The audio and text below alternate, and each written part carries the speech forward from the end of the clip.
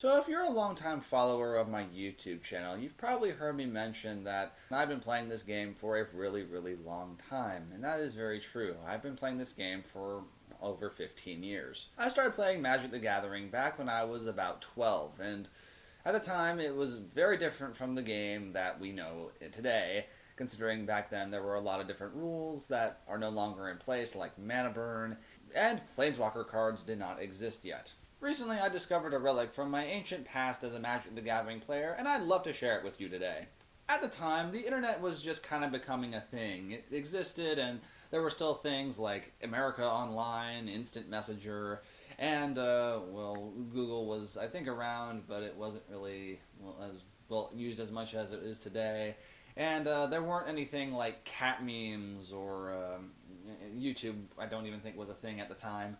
But the point is, the internet was around, but it really wasn't available that much. And although my family did have internet, we really didn't like using it because we had dial-up. So essentially, every time we wanted to use the internet, we'd have to, dial up and kind of log on to our server. And it would last for about a half hour, and after that, it would crash, and we'd have to reboot it. And rebooting it took a really long time. I think it took maybe about 10 or 15 minutes to get back on the internet. And so when you wanted to use the internet, you'd have to know what you were doing. You really had to use your time wisely. Because of being the 12-year-old kid that I was, I really enjoyed looking at Magic cards on my free time because I really loved playing Magic, and I didn't really know a whole lot of the cards. So it was kind of put me at a disadvantage because I really only knew the cards that were really around in Standard at the time, because those were the only ones I really had access to. So learning the old cards was kind of a tough process for me because I didn't really have that much time to use the internet. So for Christmas that year, my dad bought me probably the most amazing thing you could ever give a Magic the Gathering player at that time. And that was the complete Encyclopedia of Magic the Gathering.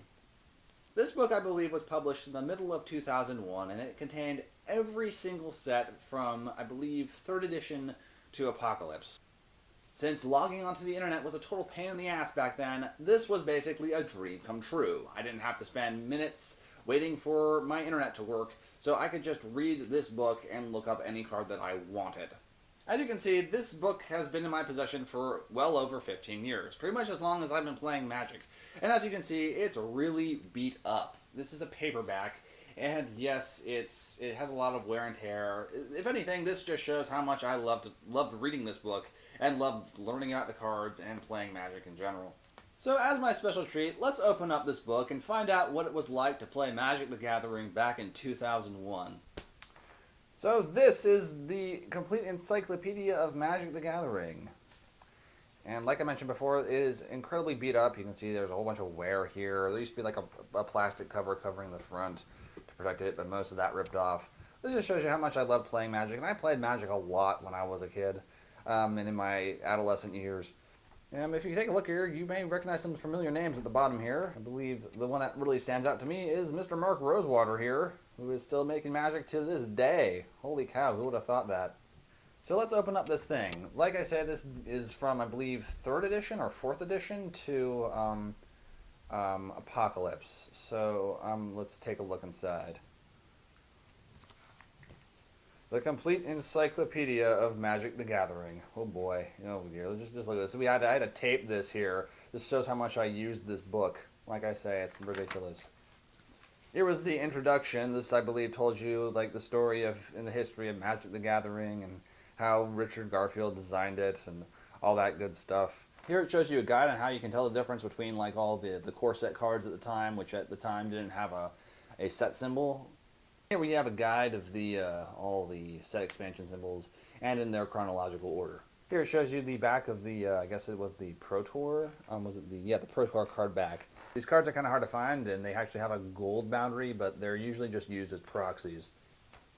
It even tells you about the Power 9, and whoa, hello, check this out. It shows you the price of how much they were back in the day. Black Lotus for $317. Hell yeah, I think I'll take one, considering it's 10,000 now? And check out all the mocks. 175, and whoa, hey, this is like cheap. I mean, hell, this is like a steal for today's prices. Holy cow, that's just nuts.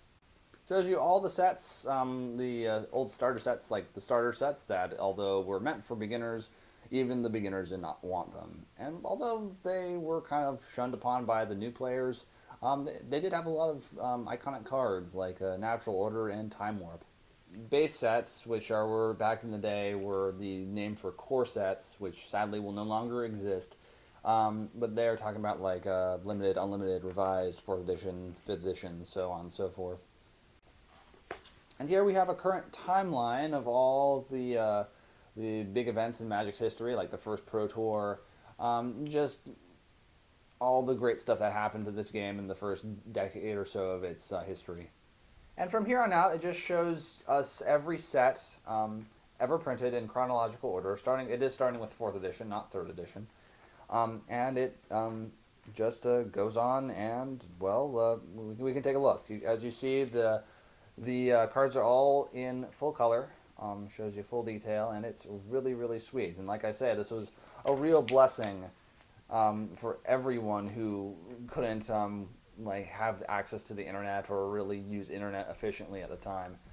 But it was really, really just awesome, and especially for me, considering I was a 12-year-old kid, loving to look through these cards just to build decks and see what cards I wanted, and it was just terrific. And as you can see here, this is 4th edition here.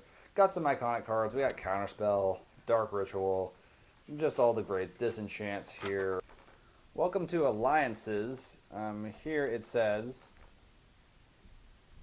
Force of Will, perhaps the most influential of pitch spells, a threat of this 0 casting cost counterspell, crimps the style of many first turn killed decks.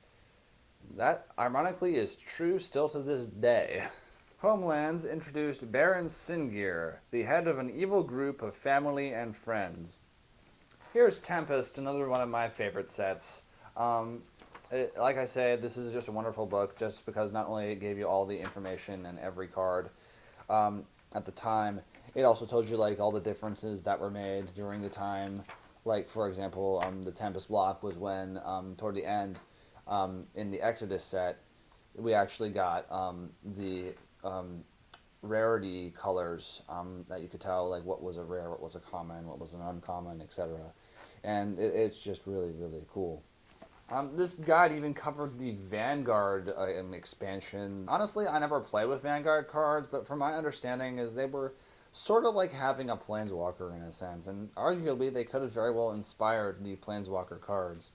Oddly enough, one of them turned out to be Karn, so he eventually did turn out to be a Planeswalker, so to speak.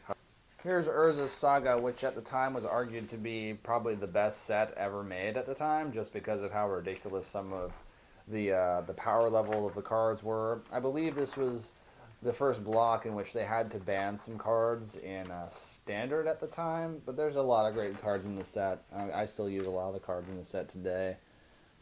Not just in the set, but in the block in general. It's got greats like Show and Tell.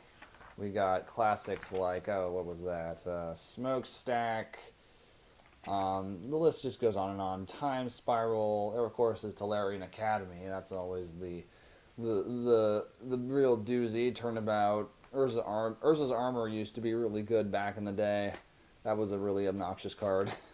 Palincron, Defense Grid, Memory Jar, just all the big spicy cards that you had to watch out for if you were to, say, open a pack of this set or go drafting with this set.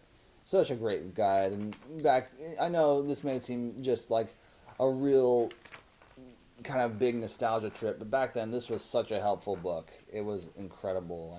I know we are very spoiled these days with the internet.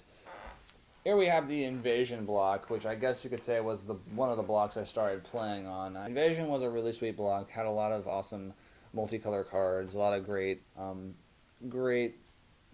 classics that I just love, Absorb being one of them. That's still today one of my favorite counterspells ever. You gotta love this Art of Flame Tongue Kavu. Back then this card was so beast, and it's still a pretty good card to this day. Just well, it doesn't see a whole lot of play because it's not in standard and modern. Here's 7th edition. This was one of the first core set I ever started to play on, and seriously, this just brings back a lot of memories. 7th edition was just such a great set. We had all the greats like Birds of Paradise. What else we got here? There's several great cards off the top of my head, and several iconic classic cards, even if they weren't the most valuable or powerful. Just a lot of great cards for beginners like Duress, Disenchant, Creeping Mold, Counterspell. The list goes on, and it's just terrific. Moving on to the very back of the book, we have all the cards in alphabetical order from A to Z, so you can just look up everything in alphabetical order and what page they're on. Just nuts. It probably took a lot of time to compose all this book and just put it all together to make sure that it was just spot on, and they did a terrific job.